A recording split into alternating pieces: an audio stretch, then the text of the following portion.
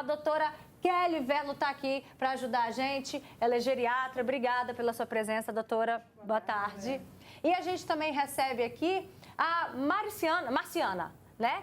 Marciana, você já viveu uma situação com o seu pai, na época que ele também não queria ser controlado? Fala com a gente no microfone. Boa tarde. Boa tarde a todos. Então, há uns anos atrás, logo quando a gente detectou que meu pai e minha mãe precisavam de ter um cuidado mais próximo, então a gente sugeriu que fizesse uma rotatividade, um revezamento. Um revezamento de cuidados. E meu pai sempre alegou que não precisava, por conta que ele não era criança, ele não estava doido, que ele só estava de idade, mas ele sabia tudo, não precisava de ninguém. Aí começou a fase quando ele teve o AVC, precisava dormir na casa dele para poder cuidar, ficar mais próximo, né? E ele sempre resistente, nunca queria nada. Tudo ele falava. E vocês acham que eu estou doido? Eu estou velho, mas não estou doido, não sou criança. Sempre resistente. Por ele, a gente não cuidava. E não fazia as coisas que deveriam ser feitas. Não é que a gente queria fazer, é que deveria ser feito. O que, por exemplo, além disso? Além de precisar dormir em casa e ele negar, o que mais? Então, ele apresentou um problema de vista. Aí a gente teve sério problema, porque foi assim, de repente, a gente achou até que ele estava brincando, mas foi uma coisa séria mesmo, e ele foi perdendo a visão. Aí a gente queria direcionar ele ao banheiro, ajudar ele. Aí ele falava que não precisava, ele ia palpando a parede, a gente mandou colocar, os meus irmãos, minha irmã mandou colocar aqueles corrimão, aqueles negócios de, não sei falar o nome. É um corrimão mesmo, a doutora está aqui falando. Para poder se apoiar. Ele falou que não precisava daquilo. E ele era bem resistente mesmo. Nada ele queria. Doutora, esse tipo de relato é comum dos filhos querendo ajudar e mesmo assim os pais falando não precisa? Extremamente comum. Uma criança grande.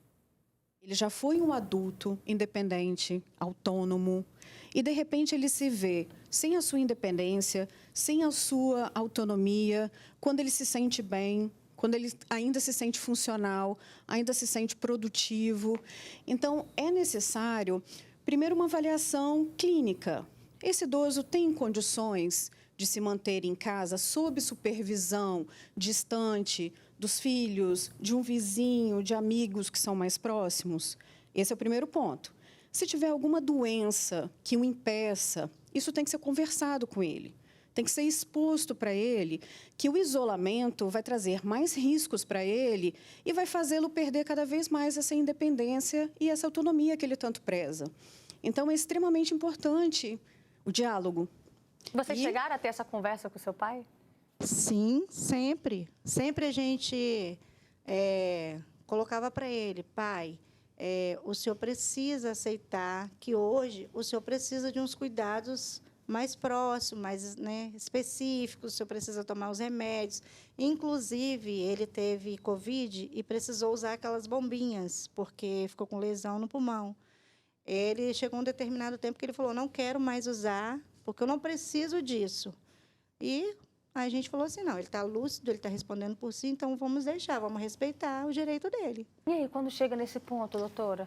Eu sempre oriento que tudo tem que ser feito sob supervisão. O que é isso? Você tem que estar perto. Você tem que dar o espaço para ele fazer o que ele acha que é o melhor para si, mas sob supervisão de filhos. Então, os filhos têm que estar presentes, né? Eles têm que estar próximos, têm que conversar, têm que orientar a medicação muitas vezes, organizar a caixa de medicação, acompanhar o idoso aos médicos, porque muitas vezes é muita informação médica e o idoso não retém tudo, aí faz confusão quando a troca de medicação. Então, esses cuidados, aos poucos, vai mostrando ao idoso que ele não está disfuncional, mas que realmente a velhice, em determinados aspectos, ela necessita de auxílio. E todos nós, seres humanos, vamos precisar de auxílio em alguma época da vida. Tá vendo? Liga para o pai, liga para a mãe e fala assim, mãe, Assiste a Robertinha lá no Fala Espírito Santo. Pai, é sobre isso que a gente tenta toda semana insistir com a senhora, insistir com o senhor. Ó, já tem gente participando aqui. Boa tarde. Estou assistindo a reportagem sobre as pessoas idosas que não querem ficar próximas aos filhos, né? Eu estou com um problema parecido. A minha mãe mora em Barra de São Francisco e não quer vir morar aqui com nós, né? Nem aqui próximo a nós. Ela deve ter a história de vida dela lá, né? A situação de pertencimento. Exatamente. Mas a família está preocupada. E aí, coloca uma cuidadora lá para ela.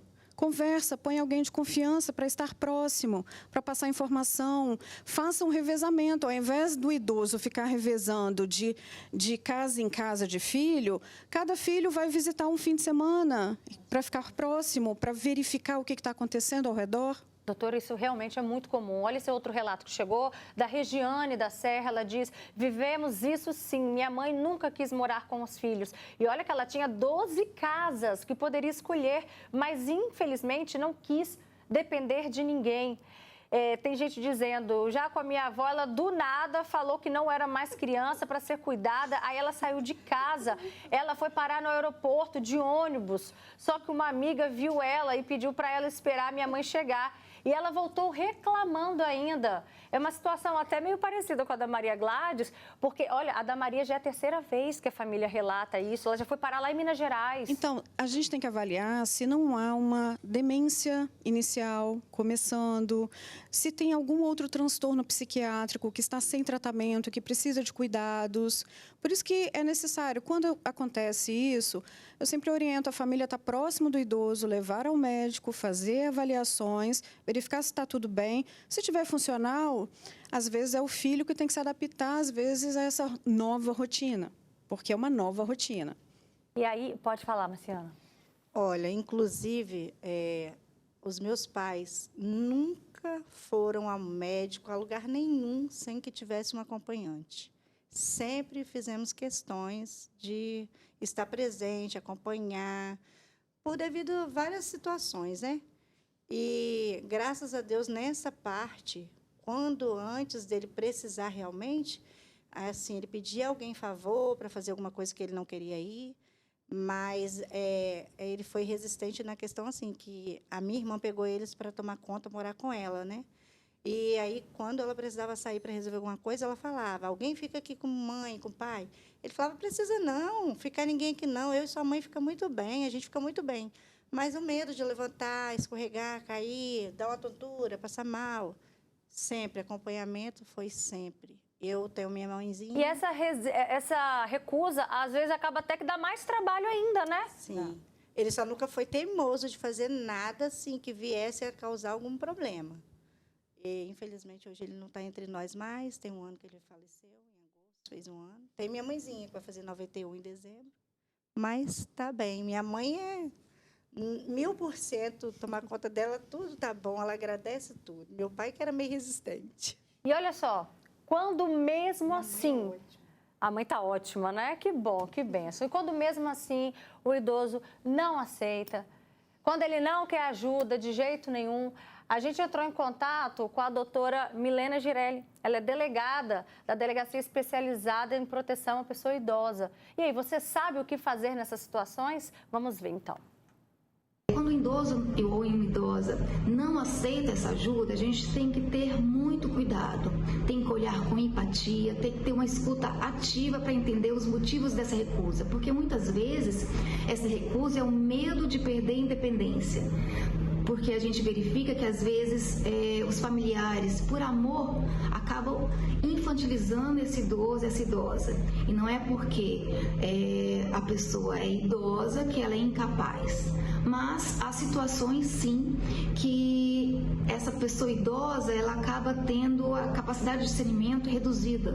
E aí começa a ter risco iminente para a sua vida. Aí sim, o familiar precisa procurar ajuda jurídica para ter essa orientação para pegar a curatela ou a interdição. Mas sempre com muito cuidado, com muito respeito, respeitando realmente a independência dessa pessoa idosa e a sua vontade também. Também não pode deixar querer ir para o aeroporto sozinha, né, doutora? Igual a gente... Por isso que tem que ter supervisão. Tem que ter, né? Igual Câmeras em Maria Gladys. casa, né? Para poder avaliar o que está acontecendo, se o idoso caiu e não consegue sair do lugar onde caiu para chamar ajuda. Então, atualmente, existem muitos sistemas que nos ajudam a manter essa supervisão discreta, de longe. Mesmo quando o pai e a mãe, não quero, e aí, tá vendo? É uma possibilidade. Câmera, Alexa, tem um monte. Né? Ó, tem mais relatos aqui. Roberta, nós estamos passando por essa dificuldade com a minha sogra. Ela tem 94 anos, ela é bem lúcida, ela anda, faz as coisas de casa, mas recentemente trouxemos ela para cuidarmos, porque ela vive e nunca, como é que é? Devido a remédios, ela nunca quis vir, ela não toma medicamentos na hora certa. Outro relato, nossa, aqui em casa eu tenho minha mãe, ela é teimosa demais, mesmo orientando, acompanhando, oferecendo ajuda, ela continua irredutível, ela não aceita a idade.